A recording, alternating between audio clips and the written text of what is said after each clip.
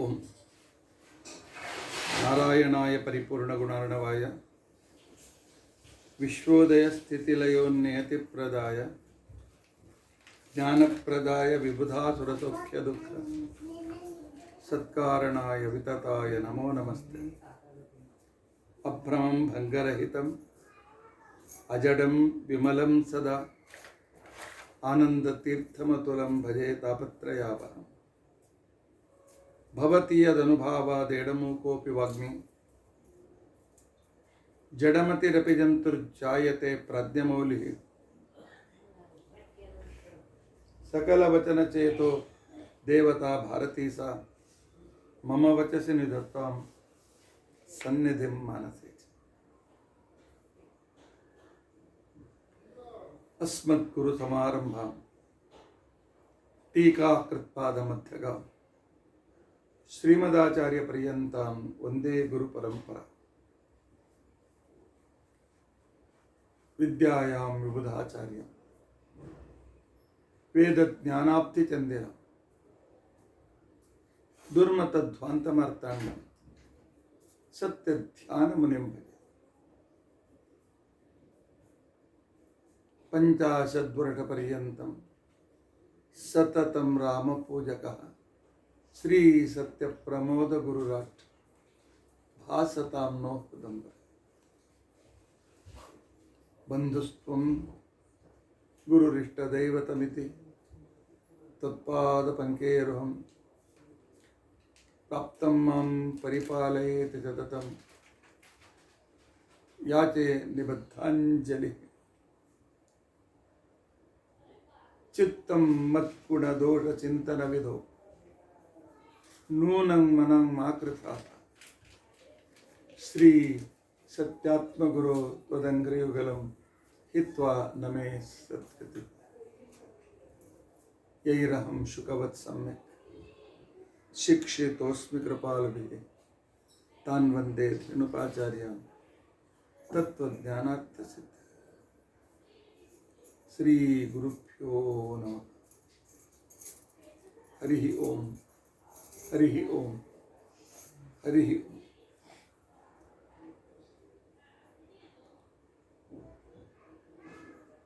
ಸ್ವಸ್ತಿಸ್ತು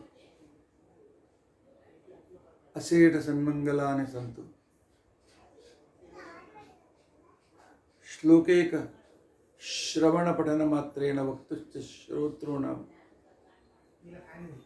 ನಿಖಿಲ ಕಲಿಕೃತ ಕಲ್ಮಶಾಪ ನೋದನ ಪುಟತರೆ ಧರ್ಮಾದ್ಯ ಖಿಲ ಪುರುಷಾರ್ಥ ಸಾಧನೀಭೂತೆ. ಅದ್ಯ ಶ್ರೀ ವ್ಯಾಸರಾಜ ತೀರ್ಥಾನಾಂ ಚರಿತ ಆರಂಭೆ ಸತಿ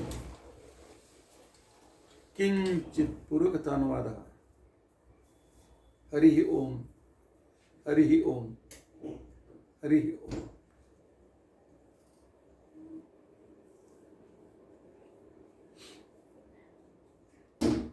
ನಿನ್ನೆ ವ್ಯಾಸರಾಯರ ಆರಾಧನೆ.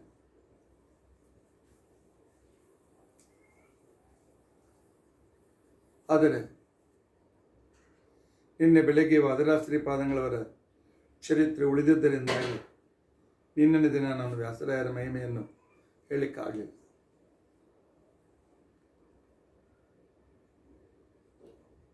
ಈಗ ವ್ಯಾಸರಾಯರ ಮಹಿಮೆಯನ್ನು ತಿಳಿಸ್ತಾ ಇದ್ದೇನೆ.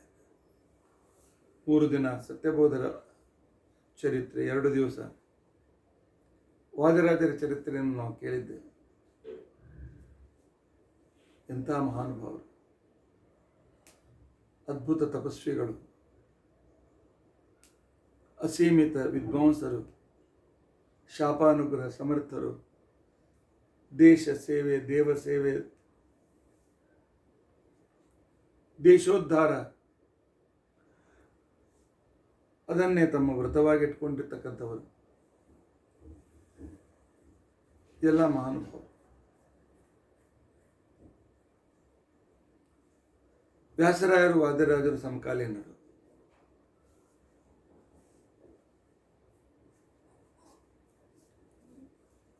ಈ ಕಡೆಯಲ್ಲಿ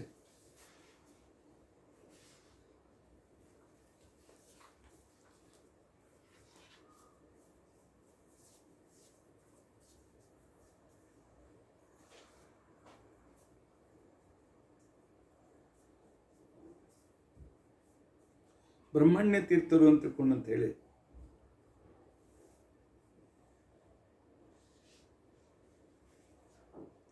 ರಾಜೇಂದ್ರ ತೀರ್ಥರ ಪರಂಪರೆಯಲ್ಲಿ ಬಂದಿರತಕ್ಕಂತಹ ಮಹಾನುಭಾವರು. ಅವರು ಯಾತ್ರೆಯಲ್ಲಿ ಬದರಿಗೆ ಹೋದಾಗ ಆ ಕಾಲದಲ್ಲಿ ಅಲ್ಲಿರ್ತಕ್ಕಂಥ ಬದ್ರಿನಾರಾಯಣನಿಗೆ ವೇದವ್ಯಾಸ ದೇವರಿಗೆ ನನಗೆ ಒಬ್ಬ ಜ್ಞಾನಿಯಾದ ಒಬ್ಬ ಶಿಷ್ಯನನ್ನು ಕೊಡು, ಜ್ಞಾನ ಸಂತಾನವನ್ನು ನನಗೆ ಕರುಣಿಸು, ನಮ್ಮ ಸಿದ್ಧಾಂತವನ್ನು ಜಗತ್ತಿನಲ್ಲಿ ಹರಡಿಸಿರಬೇಕು, ನಮ್ಮ ಮಧ್ವ ಸಿದ್ಧಾಂತಕ್ಕೆ ವಿಶಿಷ್ಟವಾದ ಕೋಟೆ ಗೋಡೆಯನ್ನು ನಿರ್ಮಾಣ ಮಾಡಿರಬೇಕು, ರಾಜರ ಸಂರಕ್ಷಕನಾಗಿರಬೇಕು, ದಾಸ ಸಾಹಿತ್ಯವನ್ನು ಉದ್ಧರಿಸಬೇಕು.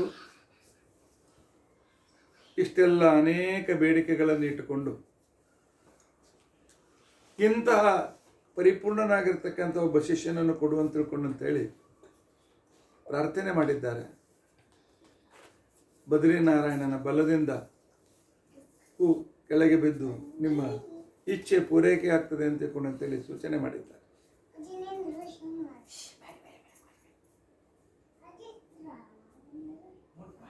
ಬನ್ನೂರು ಪ್ರಾಂತ, ಸೋಸಲೆ ಇತ್ಯಾದಿಗಳ ಸಮೀಪದಲ್ಲಿರ್ತಕ್ಕಂಥ ಬನ್ನೂರು ಪ್ರಾಂತ,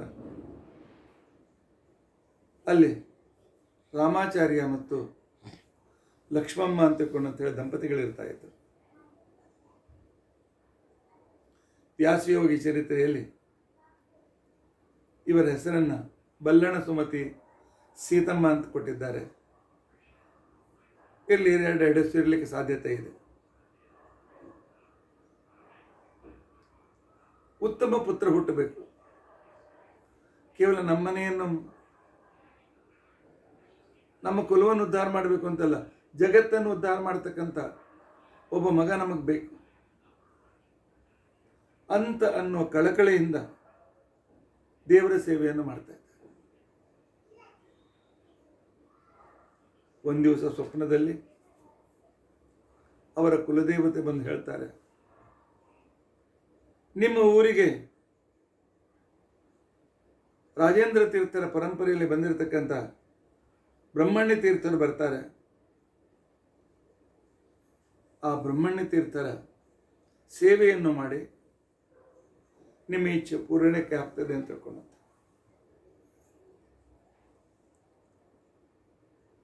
ಸಂಚಾರ ಅನುಕ್ರಮಸವಾಗಿ ಬ್ರಹ್ಮಣ್ಯ ತೀರ್ಥರು ಬನ್ನೂರಿಗೆ ಬಂದಾಗ ಬ್ರಹ್ಮಣ್ಯ ತೀರ್ಥರು ಬನ್ನೂರಿಗೆ ಬರ್ತಾರೆ. ರಾಮಾಚಾರ್ಯ ಲಕ್ಷ್ಮಮ್ಮ ಅನೇಕ ರೀತಿಯಿಂದ ಅವರ ಸೇವೆ ಮಾಡಿ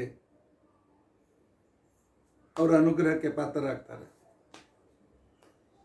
ಆಗ ಅವರು ನಮಗೆ ಒಳ್ಳೆಯ ಸಂತಾನ ಕೊಡಿ, ಯಾವ ಸಂತಾನ ನಮ್ಮ ಕುಲವನ್ನು ಉದ್ಧಾರ ಮಾಡಿರಬೇಕು, ಸಮಾಜಕ್ಕೂ ಕೂಡ ಉದ್ಧಾರಕನಾಗಿರಬೇಕು ಅಂತ. ಆಗ ಬ್ರಹ್ಮಣ್ಯ ತೀರ್ಥ ಹೇಳ್ತಾರೆ, ನಿಮಗೆ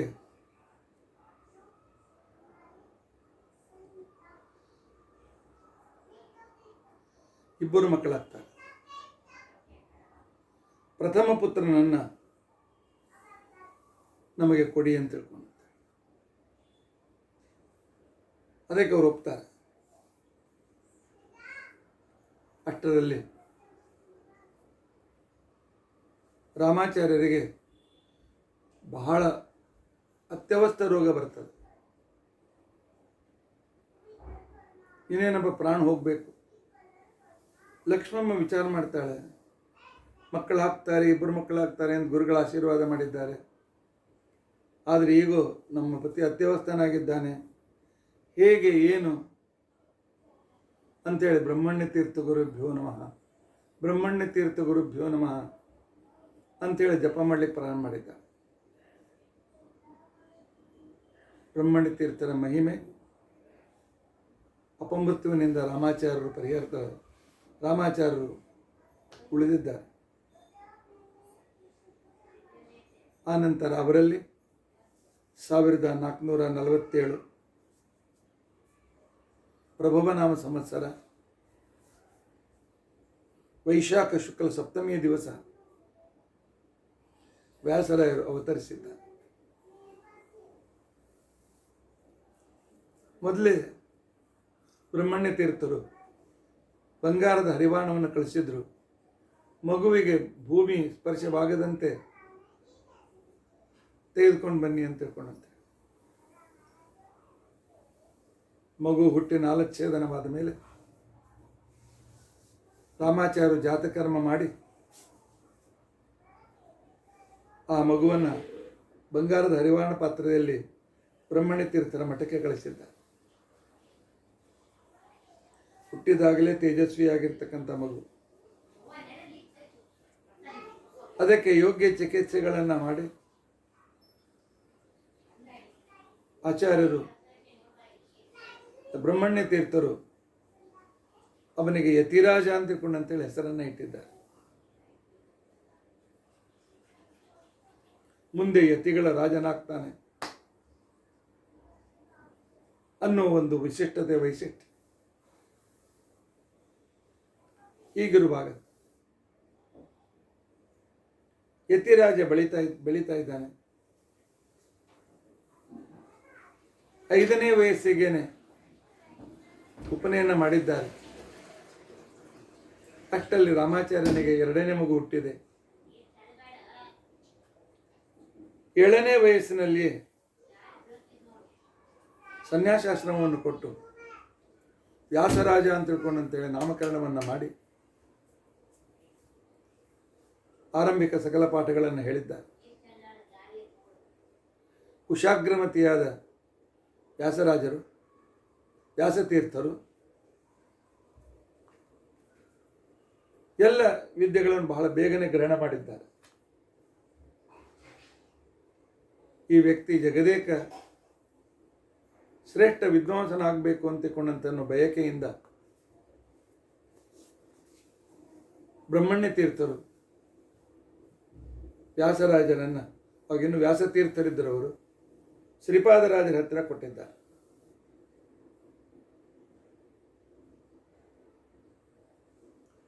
ಶ್ರೀಪಾದರಾಜರ ಪಟ್ಟದ ದೇವತೆ ಶ್ರೀಕೃಷ್ಣ.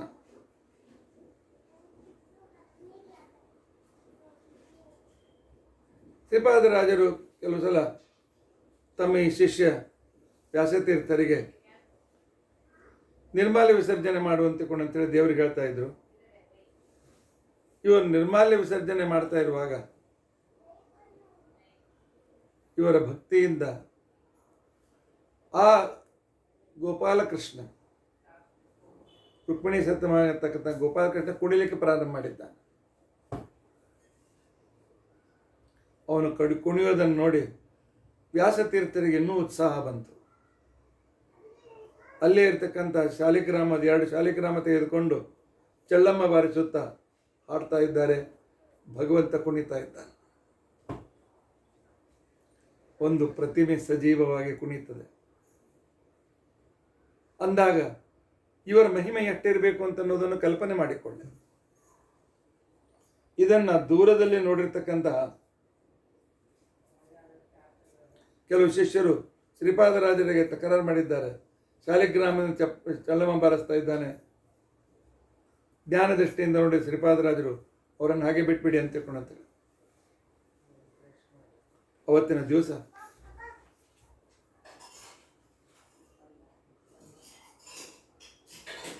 ಆ ಶಾಲಿಗ್ರಾಮ ಭಿನ್ನವಾಯಿತು. ಶಾಲಿಗ್ರಾಮ ಭಿನ್ನವಾಗಿರ್ತಕ್ಕಂಥ ಸಂದರ್ಭದಲ್ಲಿ ಶ್ರೀಪಾದರಾಜರಿಗೆ ಸಿಟ್ಟಿಗೆ ಬರಲಿಲ್ಲ.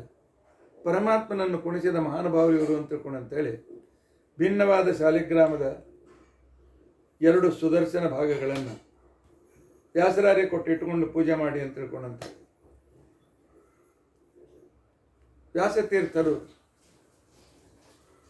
ಬೆಂಗಳೂರು ಮೈಸೂರು ಮಧ್ಯದ ಪ್ರಾಂತದಲ್ಲಿ ಸಂಚಾರ ಮಾಡುವಾಗ ಹೊಸೂರು ಅಂತಿಕೊಂಡಂತ ಊರಿಗೆ ಬರ್ತಾರೆ.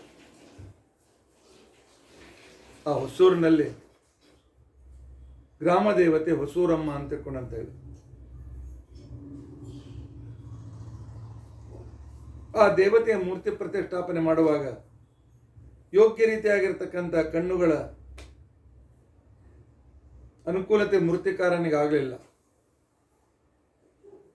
ಆಗ ವ್ಯಾಸತೀರ್ಥರು ಈ ಎರಡೂ ಶಾಲಿಗ್ರಾಮಗಳನ್ನೇ ಕಣ್ಣಿನ ಸ್ಥಳದಲ್ಲಿ ಸ್ಥಾಪನೆ ಮಾಡಿ ಅಂತ ಹೇಳಿ ಕೊಟ್ಟಿದ್ದಾರೆ. ಇವತ್ತಿಗೂ ಆ ಹೊಸೂರಮ್ಮನ ಕಣ್ಣಿನ ಸ್ಥಾನದಲ್ಲಿ ಈ ಸುದರ್ಶನಗಳನ್ನು ಕಾಣಬಹುದು ಅಂತ ತಿಳ್ಕೊಂಡಂತೇಳಿ.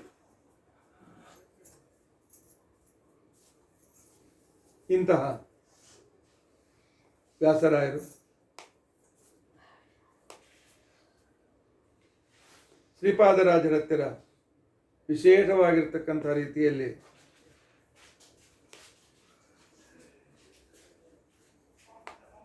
ತಪಸ್ಸನ್ನು ಮಾಡ್ತಾ ಇದ್ದಾರೆ. ಒಂದ್ಸಲ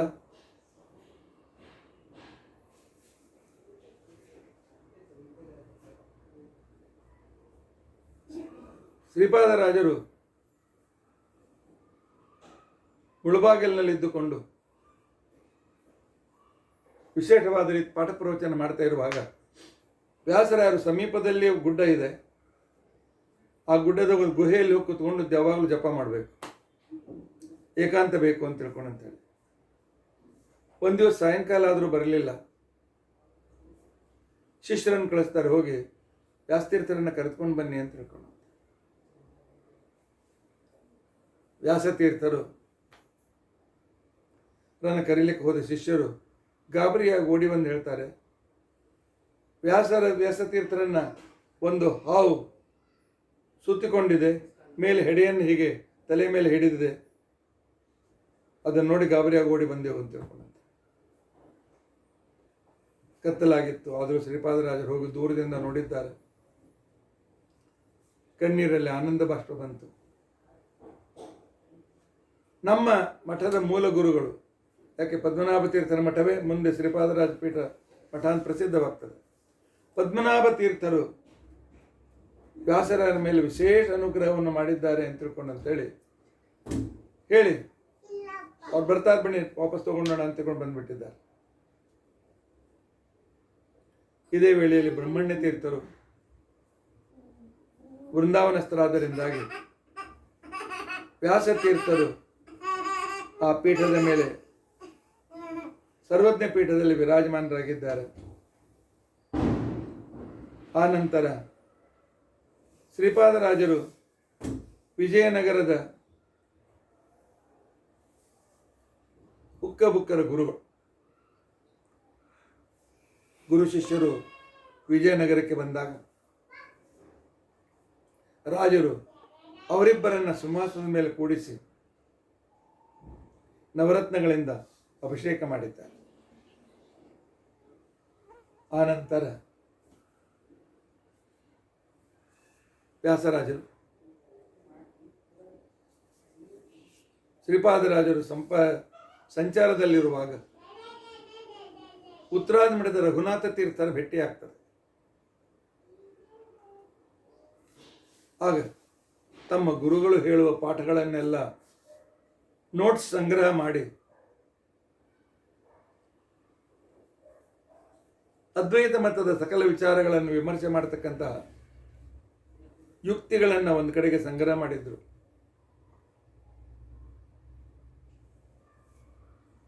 ಅದಕ್ಕೆ ನ್ಯಾಯಾಮೃತ ಅಂತ ತಿಳ್ಕೊಂಡಂತ ಹೆಸರನ್ನ ಇಟ್ಟಿದ್ರು. ಶ್ರೀಪಾದರಾಜರು ರಘುನಾಥ ತೀರ್ಥರು ಪರಸ್ಪರ ಮಾತಾಡುವಾಗ ತಮ್ಮ ಶಿಷ್ಯರು ಒಂದು ಗ್ರಂಥವನ್ನು ಬರೆದಿದ್ದಾರೆ, ಪರಿಶೀಲನೆ ಮಾಡಬೇಕು ಅಂತ ತಿಳ್ಕೊಂಡಂತೇಳಿ ಶ್ರೀಪಾದರಾಜರು ರಘುನಾಥ ತೀರ್ಥರಿಗೆ ಕೊಡ್ತಾರೆ. ರಘುನಾಥ ತೀರ್ಥರು ತಮ್ಮ ಮಠದ ಪ್ರಸಿದ್ಧ ವಿದ್ವಾಂಸರಾಗಿರ್ತಕ್ಕಂಥ ಆದ್ಯ ವರದರಾಜಾಚಾರ್ಯರಿಗೆ ಈ ಗ್ರಂಥ ನೋಡಿಕೊಂಡು ಅಭಿಪ್ರಾಯ ನಮಗೆ ಹೇಳಿ ಅಂತ ತಿಳ್ಕೊಂಡಂತೆ. ಮರು ದಿವಸ ಎಲ್ಲರೂ ಸೇರಿದ್ದಾರೆ, ಅನೇಕ ಶಿಷ್ಯರು ಸೇರಿದ್ದಾರೆ. ನಿಮ್ಮ ಅಭಿಪ್ರಾಯ ಏನು ಅಂತ ತಿಳ್ಕೊಂಡಂತೇಳಿ ರಘುನಾಥ ತೀರ್ಥರು ಕೇಳಿದಾಗ ಹೇಳ್ತಾರೆ, ಬಹಳ ಅದ್ಭುತ ಗ್ರಂಥ, ರಾತ್ರಿಯೆಲ್ಲ ನಾನು ಪರಿಶೀಲನೆ ಮಾಡಿದ್ದೇನೆ. ಆದರೆ ಆರಂಭದಲ್ಲಿ ಅನುಕ್ತ ಕಥನಾತ್ ಕ್ವಾಪಿ, ಎಲ್ಲಿ ಈ ಗ್ರಂಥದ ಆರಂಭದಲ್ಲಿ ವ್ಯಾಸರೇ ಬರೀತಾರೆ, ವಿಕ್ಷಿಪ್ತ ಸಂಗ್ರಹಾತ್ ಕ್ವಾಪಿ. ಟೀಕಾಕೃತ್ಪಾದರು, ಶ್ರೀಮದಾಚಾರ್ಯರು, ಪದ್ಮನಾಭ ತೀರ್ಥರು ಮೊದಲಾಗಿರ್ತಕ್ಕಂಥ ಶ್ರೀಪಾದರಾಜರು, ಪ್ರಾಚೀನ ಟೀಕಾ ಟಿಪ್ಪಣಿಕಾರರು ಯಾವ ವಿಷಯಗಳನ್ನು ಸ್ವಲ್ಪ ಅಲ್ಲಿ ಇಲ್ಲಿ ಸಂದರ್ಭ ಬಂದಾಗ ಹೇಳಿದ್ದಾರೆ, ಅದನ್ನು ಆಕಲನ ಮಾಡೋದು ಸಾಮಾನ್ಯ ಮತಗಳಿಗೆ ಅನಾನುಕೂಲವಾಗ್ತದೆ. ಇನ್ನು ಕೆಲವು ಕಡೆಯಲ್ಲಿ ಬಹಳ ದೂರದಲ್ಲಿ ಹೇಳಿರ್ತಾರೆ. ಇನ್ನು ಅವರು ಹೇಳದೇ ಇರತಕ್ಕಂಥ ಕೆಲವು ವಿಷಯಗಳನ್ನು ಕೂಡ ಸೇರಿಸಿ ನಾನು ಈ ಗ್ರಂಥವನ್ನು ಬರೆದಿದ್ದೇನೆ ಅಂತ ತಿಳ್ಕೊಂಡಂಥ ನಮ್ಮ ಅಭಿಪ್ರಾಯ ಈ ಶ್ಲೋಕದಿಂದ ಅಭಿವ್ಯಕ್ತವಾಗ್ತದೆ. ಟೀಕಾಕೃತ್ಪಾದರು, ಪದ್ಮನಾಭ ತೀರ್ಥರು ಹೇಳದೇ ಇದ್ದ ವಿಷಯ ಈ ಗ್ರಂಥದಲ್ಲಿ ನನಗೇನು ಕಾಣಿಸ್ಲಿಲ್ಲ ಅಂತ ತಿಳ್ಕೊಂಡಂತ. ಆಗ ವ್ಯಾಸರಾಯರು, ವ್ಯಾಸತೀರ್ಥರು ಅಲ್ಲಿ ಅನುಕ್ತ ಕಥನ ಅಂತಂದರೆ ಕಂಠತಃ ಅನುಕ್ತ ಅಂತ ಅರ್ಥ. ಎಷ್ಟೋ ಗ್ರಂಥದ ವಿಚಾರಗಳನ್ನು ಸೂಚ್ಯವಾಗಿ ಸೂಚನೆ ಮಾಡಿರ್ತಾರೆ, ಅದನ್ನು ನಾನು ಇಲ್ಲಿ ವಿಸ್ತಾರವಾಗಿ ತಿಳಿಸಿದ್ದೇನೆ ಅಂತ ತಿಳ್ಕೊಂಡಂತ ಹೇಳಿದಾಗ ಸಮಾಧಾನವಾಗಿದೆ. ರಘುನಾಥ ತೀರ್ಥರು ಈ ಗ್ರಂಥವನ್ನು ನೋಡಿ ನೀವು ಬರೇ ವ್ಯಾಸ ತೀರ್ಥರಲ್ಲ, ನೀವು ವ್ಯಾಸ ರಾಜರು ಅಂತ ತಿಳ್ಕೊಂಡಂತ ಹೇಳಿ ಅವರಿಗೆ ಅವತ್ತಿನಿಂದ ಕರೆದಿದ್ದಾರೆ. ಅವತ್ತಿನಿಂದ ಇವತ್ತಿನವರೆಗೆ ಇವರು ವ್ಯಾಸ ರಾಜರು ಅಂತ ತಿಳ್ಕೊಂಡಂತ ಹೇಳೇನೆ ಪ್ರಸಿದ್ಧರಾಗಿದ್ದಾರೆ. ಇದೇ ಸಂದರ್ಭದಲ್ಲಿ ವ್ಯಾಸರಾಯರು ಚಂದ್ರಗಿರಿಗೆ ಬರ್ತಾರೆ. ಆಗ ವಿಜಯನಗರದ ಮೊದಲನೇ ರಾಜ ಚಂದ್ರಗಿರಿಯಲ್ಲಿ ತಾವು ರಾಜಧಾನಿಯನ್ನು ಮಾಡಿಕೊಂಡಿರ್ತಾ ಇರ್ತಾರೆ. ಇದೇ ಸಂದರ್ಭದಲ್ಲಿ ತಿರುಪತಿಯಲ್ಲಿ ಒಂದು ಅಚಾತುರ್ಯ ನಡೆದು ಹೋಯಿತು. ತಿರುಪತಿಯ ಅರ್ಚಕರು ಪರಂಪರೆಯಿಂದ ಬಂದಿರತಕ್ಕಂಥ ಅರ್ಚಕರ ಕುಲಗಳಿವೆ. ಪಾಳಿಯಿಂದ ಅವರು ಪೂಜೆ ಮಾಡ್ತಾರೆ. ಒಬ್ಬ ಪ್ರಧಾನ ಅರ್ಚಕ ತನ್ನ ಮಗನ ಹುಟ್ಟಿದ ಹಬ್ಬದ ದಿನ ಅವನನ್ನು ಶ್ರೀನಿವಾಸ ದೇವರ ಸುವರ್ಣ ರಥದಲ್ಲಿ ಕೂಡಿಸಿ, ದೇವರ ಬದಲಾಗಿ ಮೊಮ್ಮಗನನ್ನು ಕೂಡಿಸಿ ಮೆರವಣಿಗೆ ಮಾಡ್ತಾನೆ. ಈ ವಿಷಯ ತಿಳಿದ ರಾಜನಿಗೆ ಬಹಳ ಸಿಟ್ಟು ಬರ್ತದೆ. ದೇವರ ವಸ್ತುವನ್ನು ಉಪಯೋಗಿಸಬಾರದು ಅಂತೇಳಿ ಅರ್ಚಕರಿಗೆ ತಿಳಿ ಹೇಳಿ ಕ್ಷಮೆ ಬೇಡಲು ಅವರ ಹತ್ರ ಹೋದಾಗ ಅವರು ಉದ್ದಟತನದಿಂದ ರಾಜನಿಗೆ ಸಿಕ್ಕಾಗಿ ಮನಸ್ಸಿಗೆ ಬಂದಾಗ ಮಾತನಾಡ್ತಾರೆ. ಅಷ್ಟೇ ರಾಜನ ಮೇಲೆ ಆಕ್ರಮಣ ಮಾಡಲಿಕ್ಕೆ ಬರ್ತಾರೆ. ಆಗ ರಾಜನ ಸೈನಿಕರು ಅವರನ್ನು ತಡೆಯೋದಕ್ಕೋಸ್ಕರ ಹೋಗಿ ಆ ಯುದ್ಧದಲ್ಲಿ ಅರ್ಚಕರೆಲ್ಲರೂ ಮೃತರಾಗ್ತಾರೆ. ಕುಲಕ್ರಮದಿಂದ ಬಂದಿರತಕ್ಕಂಥ ಅರ್ಚಕರು ಇಲ್ಲವೇ ಉಳಿಲಿಲ್ಲ. ಯೋಗಾಯೋಗದಿಂದ ಈ ಸಂದರ್ಭದಲ್ಲಿ ಒಬ್ಬ ಅರ್ಚಕನ ಹೆಂಡತಿ ಹೆರಿಗೆಗೋಸ್ಕರ ಬಾಣಂತನಕ್ಕೋಸ್ಕರ ತವ್ರ ಮನೆಗೆ ಹೋಗಿದ್ದರಿಂದಾಗಿ ಅವಳ ಹೊಟ್ಟೆಯಲ್ಲಿ ಬೆಳೆಯೋ ಕೂಸು ಉಳಿಯಿತು ಆ ವಂಶದಲ್ಲಿ. ವ್ಯಾಸರಾಯರ ಎದುರಿಗೆ ಸಮಸ್ಯೆಯನ್ನಿಟ್ಟಾಗ ವ್ಯಾಸರಾಯರು ಹೇಳ್ತಾರೆ, ಆ ಮಗು ಈಗ ಜಸ್ಟ್ ಹುಟ್ಟಿದೆ, ಅದು ಬೆಳೆದು ಅರ್ಚನೆಗೆ ಯೋಗ್ಯವಾಗುವವರೆಗೆ ನಾನು ತಿರುಪತಿ ಶ್ರೀನಿವಾಸ ದೇವರ ಪೂಜೆ ಮಾಡ್ತೇನೆ ಅಂತಂದಾಗ ರಾಜನಿಗೆ ಬಹಳ ಸಂತೋಷವಾಗ್ತದೆ. 12 ವರ್ಷ ತಿರುಪತಿಯ ಶ್ರೀನಿವಾಸನನ್ನು ಪೂಜೆ ಮಾಡಿದ ಅದ್ಭುತ ಭಾಗ್ಯ ವ್ಯಾಸರಾಯ. ಇವತ್ತಿಗೂ ಕೂಡ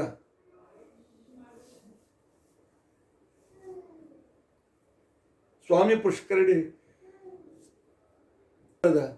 ಎಲ್ಲಿ ವರಹದೇವರ ಗುಡಿ ಇದೆ, ಅದಕ್ಕೆ ಹತ್ತಿದ ಫುಟ್ಪಾತ್ ಮೇಲೆ ಒಂದು ಚಿಕ್ಕ ಮಂದಿರ ಇದೆ. ಅದರ ಮೇಲೆ ಇವತ್ತಿಗೂ ಬರೆದಿದ್ದಾರೆ, ವ್ಯಾಸರಾಯರ ವ್ಯಾಸತೀರ್ಥಾನಾಂ ಆನ್ನಿಕ ಸ್ಥಳಮಿದಂ ಅಂತಿಕೊಂಡಂತೆ ವ್ಯಾಸರಾಯರು ಅಲ್ಲಿ ಕುಳಿತುಕೊಂಡು ಅಲ್ಲಿ ಸ್ವಾಮಿ ಪುಷ್ಕರಣಿಯಲ್ಲಿ ಸ್ನಾನ ಮಾಡಬೇಕು, ಆನ್ನಿಕ ಮಾಡಿಕೊಳ್ಬೇಕು. ನಂತರ ವರಾಹದೇವರ ಮತ್ತು ಶ್ರೀನಿವಾಸ ದೇವರ ಪೂಜೆಗೆ ಹೋಗಬೇಕು. ಈ ರೀತಿಯಾಗಿ 12 ವರ್ಷ ಇದ್ದು ಆ ಹುಡುಗ 12 ವರ್ಷದವನಾದ ಮೇಲೆ ಅದಕ್ಕಿಂತ ಮೊದಲು ಉಪನಯನ ಮಾಡಿ ಎಲ್ಲ ಅರ್ಚನಾ ಕ್ರಮವನ್ನು ತಿಳಿಸಿ ಆ ಕುಲದೇವರಿಗೆ ಪೂಜೆಯನ್ನು ಕೊಟ್ಟು ಅಲ್ಲಿಂದ ವ್ಯಾಸರಾಯರು ಹೊರಟು ಬಂದಿರತಕ್ಕಂಥ ಸಂದರ್ಭ ವ್ಯಾಸರಾಯರ ವಿಶೇಷವಾಗಿರ್ತಕ್ಕಂಥ ವೈಶಿಷ್ಟ್ಯ ಅಂತ ತಿಳ್ಕೊಂಡಂತಂದರೆ ಆಗ ಅವರ ಪಾಂಡಿತ್ಯ, ವ್ಯಾಸತೀರ್ಥರ ವಿಷಯದಲ್ಲಿ ವಿಜೇಂದ್ರ ತೀರ್ಥರು ಈ ರೀತಿಯಾಗಿ ಬರೀತಾರೆ: ಶ್ರೀ ವ್ಯಾಸಯೋಗಿ ಹರಿಪಾದರಾಗಿ. ವ್ಯಾಸರಾಯರು ಮಹಾನ್ ಯೋಗಿಗಳು. ಪರಮಾತ್ಮನ ಪಾದಾರವಿಂದಗಳಲ್ಲಿ ವಿಶೇಷವಾಗಿರ್ತಕ್ಕಂತಹ ಭಕ್ತಿಯುಳ್ಳವರು. ಭಕ್ತಾತಿಪೋಗಿ ಹಿತದಕ್ಷ ಸದ್ಭಿ. ಸಕಲ ಭಕ್ತರನ್ನು ಸಂರಕ್ಷಣೆ ಮಾಡತಕ್ಕಂಥವರು, ಸಮಾಜದ ಹಿತವನ್ನು ಮಾಡಲು ಯಾವಾಗಲೂ ಸೊಂಟ ಕಟ್ಟಿ ತಯಾರಾಗಿರ್ತಕ್ಕಂಥವರು, ತ್ಯಾಗಿಗಳು, ವಿರಕ್ತರು ಆಗಿದ್ದರೂ ಕೂಡ ಪರಮಾತ್ಮನ ವಿಷಯದಲ್ಲಿ ಆಸಕ್ತರು, ವಿಷಯಗಳಲ್ಲಿ ಅನಾಸಕ್ತರು, ಮುಕ್ತಿಯ ದಾರಿಯನ್ನು ತೋರಿಸ್ತಕ್ಕಂಥ ಮಹಾನುಭಾವರು ಅಂಥೇಳಿ ಇವರನ್ನು ವರ್ಣನೆ ಮಾಡಿದ್ದಾರೆ. ಪುರಂದರದಾಸರು ಕೂಡ ಹೇಳ್ತಾರೆ: ಏಸು ಮುನಿಗಳಿದ್ದೇನು ಮಾಡಿದರಯ್ಯ. ಬೇಕಾದ ಜನ ಸನ್ಯಾಸಿಗಳಿದ್ದಾರೆ, ಅವರೇನು ಮಾಡಿದ್ದಾರೆ.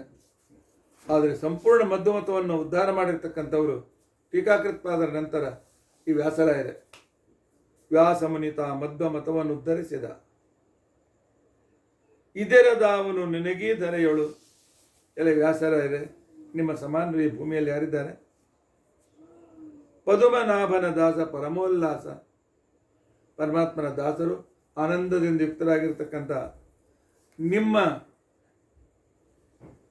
ಯೋಗ್ಯ, ನಿಮ್ಮ ಶ್ರೇಷ್ಠತೆ, ಕೀರ್ತಿ, ಮಹಿಮೆ ಇವುಗಳನ್ನು ವರ್ಣನೆ ಮಾಡಬೇಕಾಗಿದ್ದರೆ ಸಾಸಿರ ಜಿವ್ಯವುಳ್ಳ ಶೇಷನೇ ಕೊಂಡಾಡಬೇಕು. 1000 ನಾಲಿಗೆಯಿಂದ ಕೂಡಿದ ಶೇಷದೇವರೇ ನಿಮ್ಮನ್ನು ವರ್ಣನೆ ಮಾಡಬೇಕು ಅಂತ ಮಹಾನುಭಾವರು ನೀವು ಅಂತ ತಿಳ್ಕೊಂಡಂತೇಳಿ ವ್ಯಾಸರಾಯರನ್ನು ಪುರಂದರದಾಸರು ಹಾಡಿ ಹೊಗಳಿದ್ದಾರೆ. ಇಂಥ ವ್ಯಾಸರಾಯರು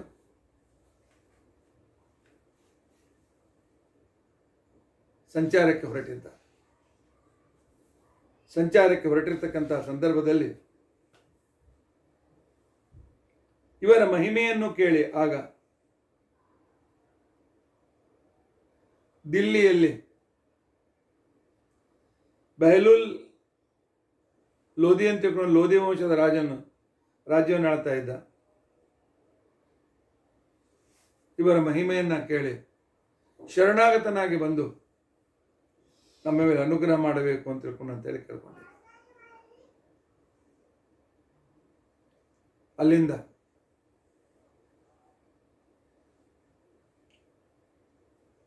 ವ್ಯಾಸರಾಯರು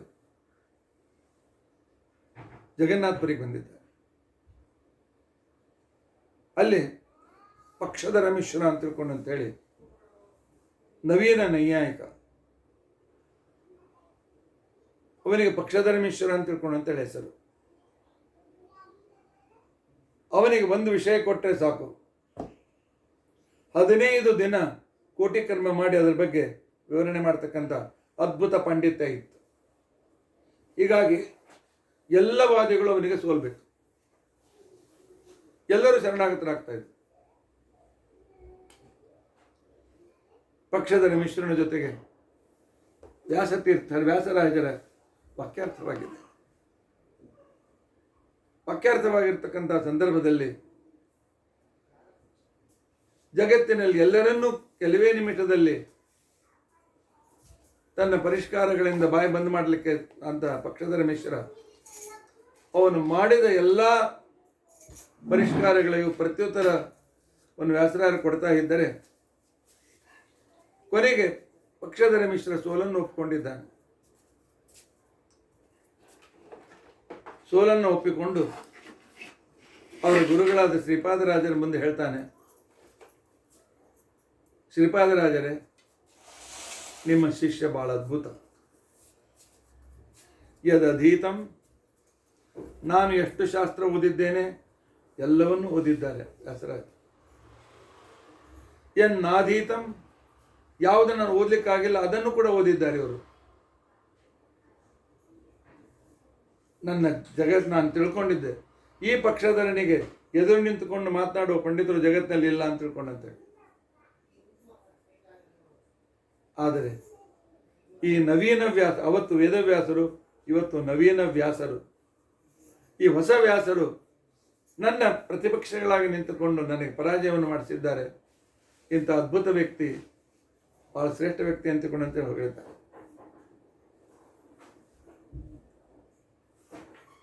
ಆ ನಂತರ ಹರಿದ್ವಾರ್ನಲ್ಲಿ ಸತ್ಯನಾಥ ಶಾಸ್ತ್ರಿ ಅಂತಿಕೊಂಡಂತಕ್ಕಂಥವರನ್ನ ವಾದದಲ್ಲಿ ಸೋಲಿಸಿದ್ದಾರೆ. ಗಯಾಕ್ಕೆ ಬಂದಾಗ ಹರಿಮಿಶ್ರನನ್ನ ತೋರಿಸಿದ್ದಾರೆ. ಕಾಶಿಗೆ ಬಂದಾಗ ಜಯದೇವ ಅಂತಿಕೊಂಡಂತನ್ನುವ ಮಹಾವಿದ್ವಾಂಸರನ್ನು ವಾದದಲ್ಲಿ ಸೋಲಿಸಿದ್ದಾರೆ. ಕಲ್ಕತ್ತಾ ಕಡೆಗೆ ಬಂದಾಗ ಈಶ್ವರ ಸೂರಿ ಅಂತಿಕೊಂಡಂತಕ್ಕಂಥ ಮಹಾವಿದ್ವಾಂಸನನ್ನು ತೋರಿಸಿದ್ದಾರೆ.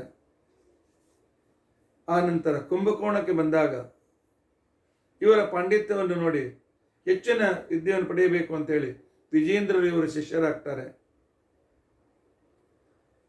ಉಡುಪಿಗೆ ಬಂದಾಗ ವಾದಿರಾಜರು ಈ ವ್ಯಾಸರಾಯರಿಗೆ ಶಿಷ್ಯರಾಗ್ತಾರೆ.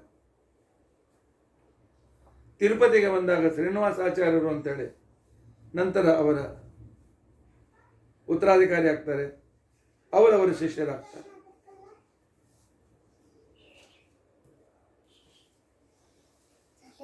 ಆ ನಂತರ ತಮ್ಮ ಕಡೆಗೆ ಇದ್ದ ವ್ಯಾಸಮುಷ್ಟಿ, ವಾದರಾಜರ ಚರಿತ್ರೆ ಸಂದರ್ಭದಲ್ಲಿ ನಾನು ಹೇಳಿದ್ದೇನೆ, ಒಂದು ವ್ಯಾಸಮುಷ್ಟಿಯನ್ನು ಅವ್ರು ಕೊಡ್ತಾರೆ. ಪುರಂದರದಾಸರಿಗೆ ವಿಠ್ಠಲನ ಪ್ರತಿಮೆ ಮಾಡಿ ಕೊಡ್ತಾರೆ. ಇಂತಹ ಅದ್ಭುತವಾಗಿರ್ತಕ್ಕಂತಹ ಕಾರ್ಯವನ್ನ ವ್ಯಾಸರಾಯರು ಮಾಡಿದ್ದಾರೆ. ವ್ಯಾಸರಾಯರು 12 ವರ್ಷ ತಿರುಪತಿಯಲ್ಲಿ ಶ್ರೀನಿವಾಸನ ಕೈಂಕರ್ಯವನ್ನು ಮಾಡಿದರು ಅಂತಿಕೊಂಡಂತ ಅನ್ನೋದನ್ನು ನಿಮಗೆ ನಾನು ಹೇಳಿದೆ. ಮೊದಲೇ ಸಲ ತಿರುಪತಿಗೆ ಬಂದರು. ಗಾಳಿಗೋಪುರ ದಾಟಿ ಆಯಿತು. ಗಾಳಿಗೋಪುರ ದಾಟಿದ ಮೇಲೆ ಮತ್ತೆ ಪುನಃ ನೀಲಾದ್ರಿ ಇತ್ಯಾದಿಗಳನ್ನು ದಾಟಿ ಕಾಲ್ಮರಿ ಅಂತಿಕೊಂಡಂತ ಸ್ಥಳಕ್ಕೆ ಬರ್ತಾರೆ. ಕಾಲ್ಮರಿ ಅಂತಿಕೊಂಡಂತ ಸ್ಥಳಕ್ಕೆ ಬರ್ತಾರೆ. ಕಾಲ್ಮರಿ ಅಂತಿಕೊಂಡಂತಂದ್ರೆ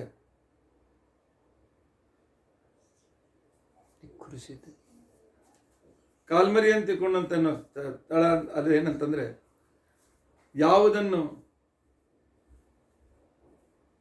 ಮೇರು ಪರ್ವತದ ಶಿಖರ ಆನಂದ ನಿಲಯ ಅಂತದಕ್ಕೆ ಹೆಸರು. ವಾಯುದೇವರು ಶೇಷದೇವರಲ್ಲಿ ವಾದವಾದಾಗ ಶೇಷದೇವರು ಮೇರು ಪರ್ವತದ ಶಿಖರವನ್ನು ಸುತ್ತಿಕೊಂಡಾಗ ವಾಯುದೇವರ ಕೇವಲ ಪಾದಸ್ಪರ್ಶದ ಅಂಗುಲಿ ಸ್ಪರ್ಶದಿಂದ ಆ ಪರ್ವತ ಕಿತ್ತಿ ಹಾರಿ ಬಂದೇನು ಕೂತ್ಕೊಂತು. ಅದೇ ಸಾಕ್ಷಾತ್ ಪರಮಾತ್ಮನ ರೂಪ. ಈ ಆನಂದ ಗಿರಿಯೇ ಇದು ಭಗವಂತನ ಮೂರ್ತಿ. ಒಳಗೆ ಗುಡಿಯಲ್ಲಿದ್ದ ಮೂರ್ತಿ ಅಂತೂ ಸರಿಯೇ ಸರಿ. ಇನ್ನು ಪರಮಾತ್ಮನಲ್ಲಿ ಪಾದ ಕಾಲಿಟ್ಕೊಂಡು ಹೇಗೆ ಹೋಗ್ಬೇಕು? ಮೊಳಕಾಲು ಊರಿ ನಡೀತಾ ಹೋಗಿದ್ದಾರೆ, ಪಾದ ಹತ್ತಲಿಲ್ಲ ಮೆಟ್ಟಲುಗಳಿಗೆ. ಅಂಥ ಅದ್ಭುತವಾಗಿರ್ತಕ್ಕಂಥ ಭಕ್ತಿ ಇವರು. ಇಂತಹ ಸಂದರ್ಭದಲ್ಲಿ ಪೂಜಾರಿಗಳನ್ನು ಕೊಂದಿರ್ತಕ್ಕಂಥ ಬ್ರಹ್ಮಹತ್ಯಾ ದೋಷವನ್ನು ಶ್ರೀಪಾದರಾಜರು ದೂರ ಮಾಡಿದ್ದಾರೆ. ವ್ಯಾಸರಾಯರು 12 ವರ್ಷ ಶ್ರೀನಿವಾಸನ ಪೂಜೆಯನ್ನು ಮಾಡಿದ್ದಾರೆ. ವ್ಯಾಸರಾಯರು ಶ್ರೀರಂಗಕ್ಕೆ ಬರ್ತಾರೆ. ಶ್ರೀರಂಗಕ್ಕೆ ಬಂದಿರತಕ್ಕಂತಹ ಸಂದರ್ಭದಲ್ಲಿ ಆಗ ಶ್ರೀರಂಗದಲ್ಲಿ ಅರ್ಧ ಭಾಗ ವೈಷ್ಣವರ ಸ್ಥಾನ, ಇನ್ನೊಂದು ಕಡೆಯಲ್ಲಿ ಶೈವರ ಸ್ಥಾನ. ಮೇಲಿನ ಮೇಲೆ ಅವ್ರಿಗೆಲ್ಲಿ ಜಗಳ ಆಗಬೇಕು, ಇದು ನಮ್ಮ ಏರಿಯಾ, ನಮ್ಮದು ಏರಿಯಾ ನಮ್ಮದು ಅಂತೇಳಿ. ವ್ಯಾಸರಾಯರು ಶ್ರೀರಂಗಕ್ಕೆ ಬಂದಾಗ ಅಲ್ಲಿಯ ಜನರು ಅವರಿಗೆ ರಿಕ್ವೆಸ್ಟ್, ಪ್ರಾರ್ಥನೆ ಮಾಡಿಕೊಂಡಿದ್ದಾರೆ, ಹೇಗಾದರೂ ಮಾಡಿ ನಮ್ಮ ವಾದ ಪರಿಹರಿಸಿ ಅಂತ ತಿಳ್ಕೊಂಡು ಅಂತೇಳಿ. ಆಗ ವ್ಯಾಸರಾಯರು ಹೇಳ್ತಕ್ಕಂಥ ಸಂದರ್ಭದಲ್ಲಿ ಆಗ ಅವರಂತಾರೆ, ನಾನು ಶ್ವಾಸ ಹಿಡಿದು ರಂಗನಾಥ ದೇವಾಲಯದಿಂದ ಓಡ್ತೇನೆ, ಎಲ್ಲಿ ನಾನು ನಿಲ್ತೇನೆ ಶ್ವಾಸ ತೆಗೆದುಕೊಳ್ಳಿಕ್ಕೆ ಅಲ್ಲಿವರೆಗೂ ವೈಷ್ಣವರ ಗಡಿಭಾಗ, ಉಳಿದದ್ದು ಶೈವ ಗಡಿಭಾಗ ಅಂತ. ಹೀಗಾಗಿ ಆ ಒಂದು ವಿಶಿಷ್ಟವಾಗಿರ್ತಕ್ಕಂಥ ರೀತಿಯಲ್ಲಿ ಅವರು ಎರಡೂ ಸಂಸ್ಥೆ ಮಾಡಿ, ಇಷ್ಟನ್ನು ನೀವು ನೋಡಿಕೊಳ್ಳಿ, ಜಗಳಾಡಬೇಡಿ ಅಂತೇಳಿ ಸೀಮೆಯನ್ನು ನಿರ್ಧಾರ ಮಾಡಿಕೊಟ್ಟಿದ್ದಾರೆ. ಇದೇ ರೀತಿಯಾಗಿ ಕಂಚಿನಗರಕ್ಕೆ ಬರ್ತಾರೆ. ಕಂಚಿನಗರಕ್ಕೆ ಬಂದಾಗ ಆ ಕಂಚಿಯಲ್ಲಿಯೂ ಕೂಡ ಶೈವ ವೈಷ್ಣವರ ವಾದವಿವಾದ. ಇವರಿಗೆ ವಾದ ಬಿಡಿಸ್ಲಿಕ್ಕೆ ಹೇಳಿದಾಗ, ನಾನು ನನ್ನ ದಂಡಕಾಷ್ಟವನ್ನು ಎಸೆತೇನೆ, ಎಲ್ಲಿ ಬೀಳ್ತದೆ ಅಲ್ಲಿವರೆಗೂ ವೈಷ್ಣವರ ಸ್ಥಾನ, ಉಳಿದದ್ದು ಶೈವ ಸ್ಥಾನ ಅಂತ ತಿಳ್ಕೊಂಡು ಅಂತ ಹೇಳಿದರೆ, ವರದರಾಜನ ಗುಡಿಯಿಂದ ಇವರು ತಮ್ಮ ದಂಡಕಾಷ್ಟವನ್ನು ಎಸೆದರೆ ಕಾಮಾಕ್ಷಿ ಗುಡಿ ಹತ್ತಿರ ಬಿತ್ತು. ಕಾಮಾಕ್ಷಿ ಗುಡಿಯವರೆಗೂ ವೈಷ್ಣವರ ಸ್ಥಾನ, ಮುಂದಿನದು ಶೈವರ ಸ್ಥಾನ ಅಂತ ತಿಳ್ಕೊಂಡಂತ ಅನ್ನೋದು ಈ ರೀತಿಯಾಗಿರ್ತಕ್ಕಂಥ ನಿರ್ಣಯವಾಯಿತು. ಯಾರೋ ಕುಹಕಿಗಳು ಇವರು ಕಾಂಚೀನಗರದಲ್ಲಿದ್ದಾಗಲೇ ಇವರ ಅನ್ನದಲ್ಲಿ ವಿಷ ಹಾಕಿದರೆ ಆ ವಿಷವನ್ನು ದೂರೀಕರಿಸಿ ಸ್ವಸ್ಥರಾಗಿದ್ದಾರೆ, ವಿಶೇಷವಾಗಿರ್ತಕ್ಕಂಥ ಕಾರ್ಯವನ್ನು ಮಾಡಲಿ ಸಮರ್ಥರಾಗಿದ್ದಾರೆ. ವ್ಯಾಸರಾಯರಿಗೆ ಪ್ರಾಣದೇವರ ಮೇಲೆ ಬಹಳ ಪ್ರೀತಿ.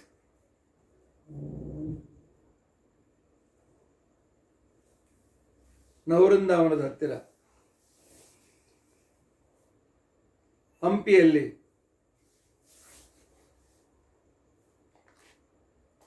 ಇವರು ಚಕ್ರತೀರ್ಥಲ್ಲಿ ರೀತಿಯಾಗಿರ್ತಕ್ಕಂಥ ಕ್ರಮದಲ್ಲಿ ಅನೇಕವನ್ನು ಮಾಡಿಕೊಳ್ತಾ ಇರುವಾಗ ದೊಡ್ಡ ಬಂಡೆಕಲ್ಲೆ ಕಾಣಿಸ್ತು. ಅದಕ್ಕೆ ಅವರು ವಿಚಾರ ಏನು ಮಾಡಿದರು, ಇದರ ಮೇಲೆ ಅಂಗಾರದಿಂದ ಹನುಮಂತನ ಚಿತ್ರವನ್ನು ತೆಗೆದು ದಿನಾಲು ನಾನು ಆರಾಧನೆ ಮಾಡಬೇಕು ಅಂತ. ಇವರು ಮಂತ್ರಸಿದ್ದರು. ಅಂಗಾರದಿಂದ ಹನುಮಂತನ ಚಿತ್ರ ತೆಗಿಬೇಕು, ಇನ್ನೇನು ಪ್ರಾಣ ಪ್ರತಿಷ್ಠಾಪನೆ ಮಾಡಬೇಕು, ಆ ಚಿತ್ರ ಸಜೀವವಾಗಿ ಕಪಿಯಾಗಿ ಅಲ್ಲಿಂದ ಹಾರಿ ಹೋಗ್ಬಿಡು. 1 ಸಲ ಆಯ್ತು, 2 ಸಲ ಆಯ್ತು, 12 ಸಲ. ಆಗ ಕೊನೆಗೆ ಅವರು ಯಂತ್ರವನ್ನು ಬರೆದರು. ಆ ಯಂತ್ರಕ್ಕೆ ಏನರ್ಥ ವ್ಯಾಸರಾಯರೇ ಹೇಳಬೇಕು. ಮಧ್ಯದಲ್ಲಿ ಹನುಮಂತ ದೇವರನ್ನು ಮಾಡಿದಾಗ ಹನುಮಂತ ದೇವರು ಹೇಳ್ತಾರೆ, ಆಯಿತು, ನೀವು ದಿಗ್ಬಂಧನ ಮಾಡೋದಕ್ಕೋಸ್ಕರ ಯಂತ್ರ ಬರೆದಿದ್ದೀರಿ, ನಿಮ್ಮ ಭಕ್ತಿಗೆ ಮೆಚ್ಚ ನಾನು ಇಲ್ಲಿ ಸದಾಕಾಲದಲ್ಲಿ ಇರ್ತೇನೆ ಅಂತ ತಿಳ್ಕೊಂಡಂತೆ. ಈ ರೀತಿಯಾಗಿ ಯಂತ್ರೋದ್ಧಾರ ಪ್ರಾಣದೇವರು ಒಡಮೂಡುವಂತೆ ಮಾಡಿ ಆ ಯಂತ್ರೋದ್ಧಾರ ಪ್ರಾಣದೇವರ ವಿಶೇಷ ಪೂಜೆಯನ್ನು ಅವರು ಮಾಡಿದ್ದಾರೆ. ಆನಂತರ ಮುಳುಬಾಗಲಕ್ಕೆ ಬಂದು ಅಲ್ಲೇ ಇದ್ದುಕೊಂಡು ಅವರು ಗ್ರಂಥವನ್ನು ಬರೆದಿದ್ದಾರೆ. ಗ್ರಂಥಲೇಖನ ತಮ್ಮ ಗುರುಗಳ ಹತ್ರ ತೆಗೆದುಕೊಂಡು ಗ್ರಂಥಲೇಖನವನ್ನು ಮಾಡಿದ್ದಾರೆ. ಇವರ ಗ್ರಂಥಗಳು ಅನೇಕ.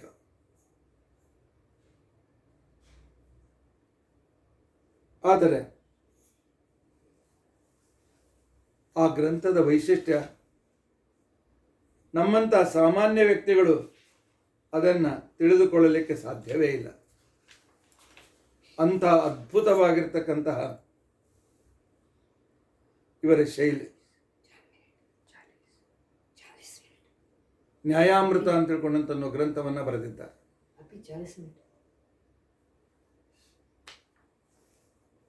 ಅವರು ತತ್ವಪ್ರಕಾಶಿಕಾದ ಮೇಲೆ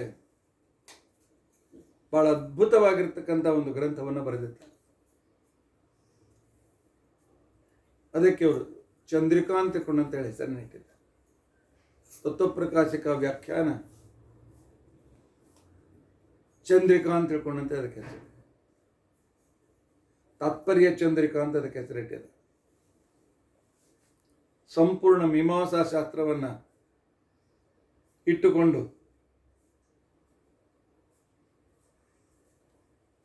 ಟೀಕಾಕೃತ್ಪಾದರು ತತ್ವಪ್ರಕಾಶಿಕದಲ್ಲಿ ಎಲ್ಲೆಲ್ಲಿ ಅದ್ವೈತ ಭಾಗದ ವಿಮರ್ಶೆ ಮಾಡಿದ್ದಾರೆ, ಇವರು ಅದ್ವೈತ ಭಾಗದ ವಿಮರ್ಶೆ ಮಾಡುವ ನೆವದಿಂದ ಶಾಂಕರ ಭಾಷ್ಯದ ಮೇಲೆ ಇರುವ ಅತ್ಯಂತ ಪ್ರಸಿದ್ಧವಾಗಿರ್ತಕ್ಕಂಥ ವ್ಯಾಖ್ಯಾನ ಭಾಮತಿ ವ್ಯಾಖ್ಯಾನ, ಸಂಪೂರ್ಣ ಭಾಮತಿ ವ್ಯಾಖ್ಯಾನದ ವಿಮರ್ಶೆಯನ್ನು ಮಾಡಿ ಮಧ್ವ ಸಿದ್ಧಾಂತ ಎಷ್ಟು ಗಟ್ಟಿಯಾಗಿದೆ, ಮಧ್ವ ಸಿದ್ಧಾಂತದ ಸೂತ್ರದ ಆಚಾರ್ಯರ ಭಾಷ್ಯ, ಟೀಕಾಕೃತ್ಪಾದರ ತತ್ವಪ್ರಕಾಶಿಕ ಏನು ವೈಶಿಷ್ಟ್ಯ ಇದೆ ಅಂತ ತಿಳ್ಕೊಂಡಂತ ಅನ್ನೋದನ್ನು ಅವರು ತೋರಿಸಿಕೊಟ್ಟಿದ್ದಾರೆ. ಆನಂತರ ತಮ್ಮ ಸಮಕಾಲದಲ್ಲಿರುವ ಎಲ್ಲ ಅದ್ವೈತ ಗ್ರಂಥಗಳನ್ನು ಒಂದು ಕಡೆಗೆ ಮಾಡಿ ಅಲ್ಲಿ ಹೇಳಿದ ವಿಚಾರಗಳನ್ನು ಪೂರ್ವಪಕ್ಷವನ್ನು ಮಾಡಿ ನೈಯಾಯಿಕರ ಶೈಲಿಯನ್ನು ಅವಲಂಬಿಸಿ ಆ ಕಾಲದಲ್ಲಿ ಅವರು ನ್ಯಾಯಾಮೃತ ಅಂತಿಕೊಂಡಂತ ಗ್ರಂಥವನ್ನು ಬರೆದರು. ನ್ಯಾಯಾಮೃತದ ಮೇಲೆ ನಂತರ ಬಂಗಾಲದ ಮಧುಸೂದನ ಸರಸ್ವತಿಗಳು ಅಂತಿಕೊಂಡಂತನ್ನೋರು ನ್ಯಾಯಾಮೃತದ ವಿಷಯಗಳನ್ನು ವಿಚಾರ ಮಾಡುತ್ತೇನೆ ಅಂತ ಗ್ರಂಥ ಬರೆದಿದ್ದ. ಕಲ್ಕತ್ತಾ ಯೂನಿವರ್ಸಿಟಿಯಿಂದ ನ್ಯಾಯಾಮೃತ ಅದ್ವೈತ ಸಿದ್ಧಿ ಅಂತೇಳಿ ಪುಸ್ತಕ ಪ್ರಿಂಟ್ ಆಗಿದೆ. ಅದರ ನ್ಯಾಯಾಮೃತ ಅದ್ವೈತ ಸಿದ್ಧಿ ಅಂತ ಪುಸ್ತಕದ ಹೆಸರು. ಆ ಪುಸ್ತಕದಲ್ಲಿ ಅದನ್ನು ಎಡಿಟ್ ಮಾಡಿರ್ತಕ್ಕಂಥವರು ಸತ್ಯಧ್ಯಾನರ ಕಾಲದಲ್ಲಿ ಅವರ ಜೊತೆಗೆ ವಾದ ಮಾಡಿದ ಆಧುನಿಕ ಕಾಲದ ಮಹಾನ್ ಅದ್ವೈತ ವ್ಯಾಖ್ಯಾನಕಾರರು ಅದ್ವೈತ ತತ್ವಸುಧಾಂತ ಅನ್ನುವ ಗ್ರಂಥವನ್ನು ಬರೆದಿರ್ತಕ್ಕಂಥ ಅನಂತ ಕೃಷ್ಣ ಶಾಸ್ತ್ರಿಗಳು ಅದರ ಪ್ರಿಫೇಸ್ನಲ್ಲೇ ಬರೀತಾರೆ,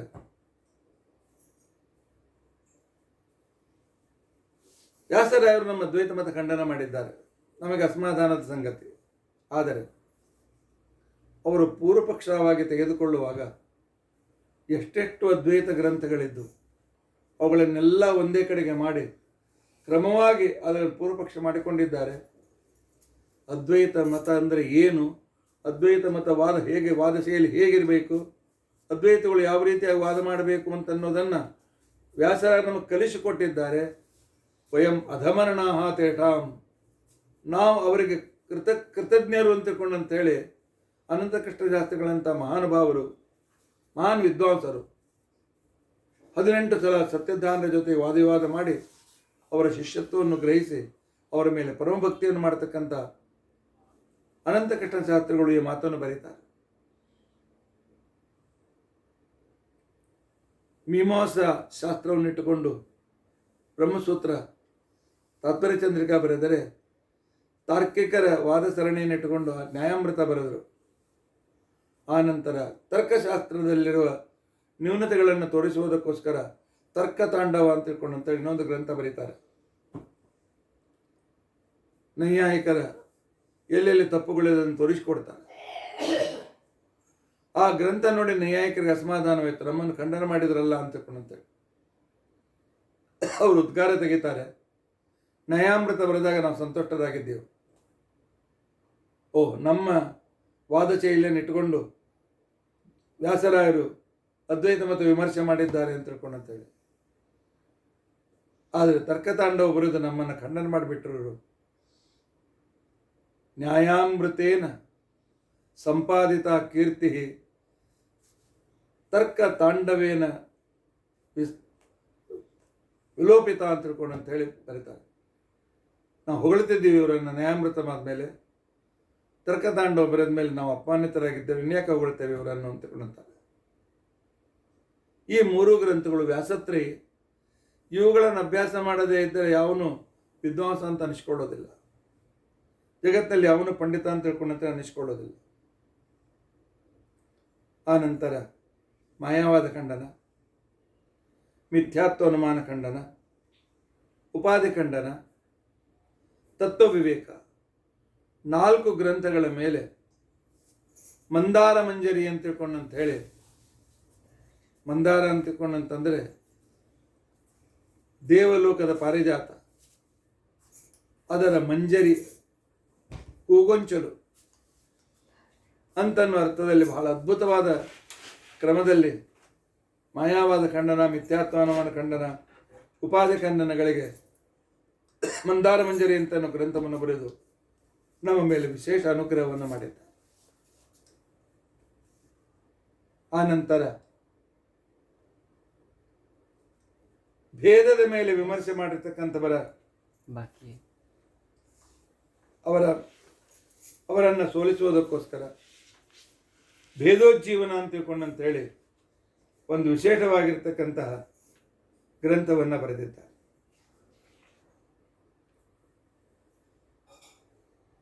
ಇದೇ ಸಂದರ್ಭದಲ್ಲಿ ಇವರ ಕೀರ್ತಿ ದಿಗಂತ ಎಲ್ಲ ಕಡೆಗೆ ಹೊರಡಿತು.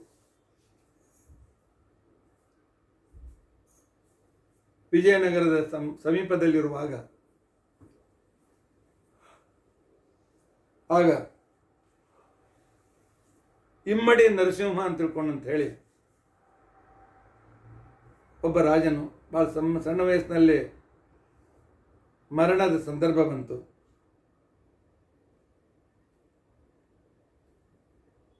ಆ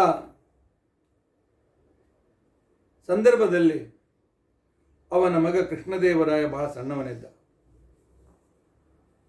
ಅವನಿಗೆ ಅವನ ಮಗ ತೌಳವ ನರಸನಾಯಕ, ಅವನಿಗೆ ಕೃಷ್ಣದೇವರಾಯ ಅಂತಿಕೊಂಡಂತೇಳಿ ಮಗ ಹುಟ್ಟಿದ. ನರಸನಾಯಕನಿಗೆ ಯಾಕೋ ಮಧ್ಯದಲ್ಲಿ ಅಪಮೃತ್ಯು ಬಂತು. ಆಗ ಅವನು ತನ್ನ ತಮ್ಮನಾದಂತಹ ವೀರ ನರಸಿಂಹರಾಯನಿಗೆ ಹೇಳಿ, ನೋಡಪ್ಪ, ಈ ಕೃಷ್ಣದೇವರಾಯ ದೊಡ್ಡವನಾದ್ಮೇಲೆ ಅವನಿಗೆ ರಾಜ್ಯ ಒಪ್ಪಿಸ್ಬಿಡು ಅಂತ ತಿಳ್ಕೊಂಡಂತೇಳಿ ಹೇಳಿ, ಆ ಕಾಲಕ್ಕೆ ತೌಳವ ನರಸನಾಯಕನು ಮೃತನಾಗಿದ್ದಾನೆ. ಅವನಿಗೆ ತಿಮ್ಮರಸ ಅಂತ ತಿಳ್ಕೊಂಡಂತೇಳಿ ಒಬ್ಬ ಒಳ್ಳೆ ವಿಶ್ವಾಸಿಕ ಮಂತ್ರಿ, ಅವನೇ ಮುಂದೆ ವೀರ ನರಸಿಂಹರಾಯನ ಮಂತ್ರಿಯಾಗಿದ್ದಾನೆ. ವೀರ ನರಸಿಂಹರಾಯನಿಗೆ ಮನಸ್ಸಿನಲ್ಲಿ ಒಂದು ವಿಚಿತ್ರವಾಗಿರ್ತಕ್ಕಂತಹ ದುರ್ಭಾವನೆ ಬಂತು. ಏನು ದುರ್ಭಾವನೆ ಬಂತು ಅಂತ ತಿಳ್ಕೊಂಡಂತಂದ್ರೆ, ದೊಡ್ಡವನಾದ್ಮೇಲೆ ಕೃಷ್ಣದೇವರಾಯನಿಗೆ ರಾಜ್ಯ ಕೊಡಬೇಕಾಗ್ತದೆ. ನನ್ನ ರಾಜ್ಯದ ವಿಸ್ತಾರಕ್ಕೆ ಈ ವ್ಯಕ್ತಿ ನನಗೆ ಮುಳುವಾಗಿದ್ದಾನೆ ಅಂತ ತಿಳ್ಕೊಂಡಂತೇಳಿ ತಿಳಿದುಕೊಂಡು ಆಗ ತಿಮ್ಮರಸನಿಗೆ ಹೇಳಿ,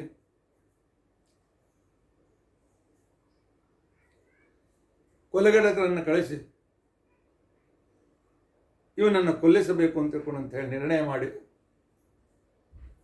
ಮಲಗೆ ಕೃಷ್ಣದೇವರಾಯನನ್ನು ಇದ್ದಾನೆ. ಈ ಸುದ್ದಿ ತಿಮ್ಮರಸನಿಗೆ ತಿಳಿದಾಗ ಅವನು ವ್ಯಾಸರಾಯರಿಗೆ ಶರಣು ಹೋಗಿದ್ದಾನೆ. ವ್ಯಾಸರಾಯರು ಹೇಳ್ತಾರೆ, ಕೊಲೆಗಡಕರ ಮನಸ್ಸನ್ನು ಮನವೊಲಿಸಿ ಅವರನ್ನು ನನ್ನ ಹತ್ರ ಕರೆದುಕೊಂಡು ಬಾ ಅಂತ. ತಿಮ್ಮರಸ ಕೊಲೆಗಡರ ಜೊತೆಗೆ ಸ್ನೇಹವನ್ನು ಮಾಡ್ತಾನೆ. ರಾತ್ರಿ ಯಾವುದೋ ಔಷಧಿ ತಿನ್ನಿಸಿ ಮೂರ್ಛಿತನಾಗಿ ಬಿದ್ದ ಕೃಷ್ಣದೇವರಾಯನನ್ನು ಎತ್ತುಕೊಂಡು, ಬಾಲಕ ಕೃಷ್ಣದೇವರಾಯನನ್ನು ಎತ್ತಿಕೊಂಡು ಕೊಲೆಗಡಕರು ಹೊರಟಾಗ ಮಂತ್ರಿ ಮಧ್ಯದಲ್ಲಿ ಅವರನ್ನು ಭೇಟಿಯಾಗಿ, ರಾಜ ಕೊಡೋಕ್ಕಿಂತ 2 ಪಟ್ಟು ಹಣ ನಿಮ್ಗೆ ಕೊಡ್ತೇನೆ, ಇವನನ್ನು ಬಿಟ್ಬಿಡಿ ಅಂತೇಳಿ. ಕೊಲೆಗಡಕರು ಹೇಳ್ತಾರೆ, ಹಣ ಸಿಗ್ತದೆ ನಾವು ಬಿಡ್ತೀವಿ, ಆದರೆ ರಾಜ ಇವನ 2 ಕಣ್ಣುಗಳನ್ನು ಕಿತ್ತಿ ನಂಗೆ ತಂದು ತೋರಿಸು ಅಂತ ಹೇಳಿದ್ದಾನೆ, ಇವನು ಕೊಂದಿದ್ದೇನೆ ಅಂತಿಕೊಂಡು ಅನ್ನೋದಕ್ಕೋಸ್ಕರ ಸಾಕ್ಷಿಯಾಗಿ ಅಂತ. ಆಗ ನಮ್ಮ ಗುರುಗಳಿದ್ದಾರೆ ಅಂತೇಳಿ ವ್ಯಾಸರಾಯರ ಹತ್ರ ಕರ್ಕೊಂಡು ಬರ್ತಾರೆ. ವ್ಯಾಸರಾಯರು ಹೇಳ್ತಾರೆ, 2 ಪಟ್ಟು ಹಣದ ಮೇಲೆ ನಾನು ಸ್ವಲ್ಪ ನಿಮ್ಗೆ ಕೊಡ್ತೇನೆ. ಇನ್ನು ರಾಜನ ಕಣ್ಣು ತೋರಿಸ್ಬೇಕಲ್ಲ, ಆಡು ಪ್ರಾಣಿ, ಕುರಿ ಆಡು, ಅದರ ಕಣ್ಣು ಮನುಷ್ಯನ ಕಣ್ಣಿನಂತೆ ಇರ್ತದೆ. ಆದ್ದರಿಂದಾಗಿ ಒಂದು ಆಡಿನ ಕಣ್ಣನ್ನು ಕಿತ್ಕೊಂಡು ಒಯ್ದು ಅವನಿಗೆ ತೋರಿಸಿರಿ, ಇದು ಕೃಷ್ಣದೇವರ ಕಣ್ಣು ಅಂತ ಅಂತೇಳಿ, ಮುಂದೆ ನಾನು ಅವನನ್ನು ಸಂರಕ್ಷಣೆ ಮಾಡ್ತೇನೆ ಅಂತ. ಕೃಷ್ಣದೇವರಾಯ ದೊಡ್ಡವನಾಗಿ ಯುದ್ಧ ವಿದ್ಯೆ ಇತ್ಯಾದಿ ಸಕಲ ವಿದ್ಯೆಗಳಲ್ಲಿಯೂ ಕೂಡ ಪಾರಂಗತನಾಗುವವರೆಗೂ ಗುಪ್ತವಾಗಿ ಅವನನ್ನು ಸಂರಕ್ಷಣೆ ಮಾಡಿರ್ತಕ್ಕಂತಹ ಮಹಾನುಭಾವರು, ತಾಯಿ ತಂದೆಗಳಿಗಿಂತ ಹೆಚ್ಚು ಪ್ರೀತಿ ಕೊಟ್ಟವರು ವ್ಯಾಸರಾಜ. ಕನ್ನಡ ರಾಜ್ಯಕ್ಕೆ ಒಬ್ಬ ಅದ್ಭುತನಾಗಿರ್ತಕ್ಕಂಥ ವ್ಯಕ್ತಿ ಬರಬೇಕು, ಕನ್ನಡದ ರಾಜ್ಯ ಎಲ್ಲ ಕಡೆಗೆ ಬೆಳೆಯಬೇಕು, ಕನ್ನಡಿಗರು ಆಂಧ್ರ ಪ್ರದೇಶದವರು ಎಲ್ಲರೂ ಸುಖಿಗಳಾಗಬೇಕು ಅಂತನ್ನುವ ಒಂದು ವಿಶಿಷ್ಟವಾಗಿರ್ತಕ್ಕಂಥ ಆಶೆಯಿಂದ, ಆ ಒಂದು ಉದ್ದೇಶವಾಗಿ ಇಟ್ಟುಕೊಂಡು ರಾಜಕಾರಣದ ರಾಜಗುರುಗಳಾಗಿ, ನಿಜವಾಗಿಯೂ ಗುರುಗಳೇ ತಂದೆ ತಾಯಿಗಳಿಗಿಂತ ಹೆಚ್ಚು ನಮ್ಮನ್ನು ಸಂರಕ್ಷಣೆ ಮಾಡುವವರು ಅಂತ ಕೃಷ್ಣದೇವರಾಯನನ್ನು ಸಂರಕ್ಷಣೆ ಮಾಡಿರ್ತಕ್ಕಂಥ ವಿಶೇಷವಾದ ಕೀರ್ತಿ ವ್ಯಾಸರಾಯರದು. ಮುಂದೆ ಕೃಷ್ಣದೇವರಾಯನಿಗೆ ಬಂದ ಸಂಕಟವನ್ನು ದೂರ ಮಾಡ್ತಾರೆ. ಅವರ ಮಹಿಮೆಯನ್ನು ಹೀಗೆ ಹೇಳ್ತಾ ಕೂತ್ಕೊಂಡು 1 ಗಂಟೆ ಮುಂದುವರಿತದೆ. ಆದ್ದರಿಂದಾಗಿ ಅವರ ಮುಂದಿನ ಚರಿತ್ರೆಯನ್ನು ನಾಳಿನ ದಿವಸ ನಾವು ತಿಳಿದುಕೊಳ್ಳಿಕ್ಕೆ ಪ್ರಯತ್ನಿಸೋಣ. ಇತ್ಯಾದ್ಯ ಕಥಾ ಪ್ರಸಕ್ತಿ. ಹರೇ ರಾಮ ಹರೇ ರಾಮ, ರಾಮ ರಾಮ ಹರೇ ಹರೇ, ಹರೇ ಕೃಷ್ಣ ಕೃಷ್ಣ ಕೃಷ್ಣ ಹರೇ ಹರೇ. ಉಗ್ರಂ ವೀರಂ ಮಹಾವಿಷ್ಣುಂ ಜ್ವಲಂತಂ ಸರ್ವತೋಮುಖಂ ನೃಸಿಂಹಂ ಭೀಷಣಂ ಭದ್ರಂ ಮೃತ್ಯುಂ ನಮಾಮ್ಯಹಂ. ಅಚ್ಯುತಾನಂತ ಗೋವಿಂದ ಸ್ಮೃತಿ ಮಾತ್ರಾರ್ಥ ನಾಶನ, ರೋಗಾನ್ಮೇ ನಾಶಯ ಶೇಷಾನ್ ಆಶು ಧನ್ವಂತರೇ ಹರೇ. ಅಕ್ಷಯಂ ಕರ್ಮ ಯಸ್ಮಿನ್ ಪರೇ ಸ್ವರ್ಪಿತಂ ಪ್ರಕ್ಷಯಂ ಯಾಂತಿ ದುಃಖಾನಿ ಅನ್ನಾಮತ. ಅಕ್ಷರೋ ಯೋಜರ ಸರ್ವದೇವಾಮೃತ ಕುಕ್ಷಿಗಂ ಯಸ್ತ ವಿಶ್ವಂ ಸದಾ ಜಾಧಿಕಂ. ಪ್ರೀಣಯಾಮೋ ವಾಸುದೇವಂ ದೇವತಾ ಮಂಡಲಾಖಂಡ. ಶ್ರೀಕೃಷ್ಣಾರ್ಪಣಮಸ್ತು. ಶ್ರೀಕೃಷ್ಣಾರ್ಪಣ.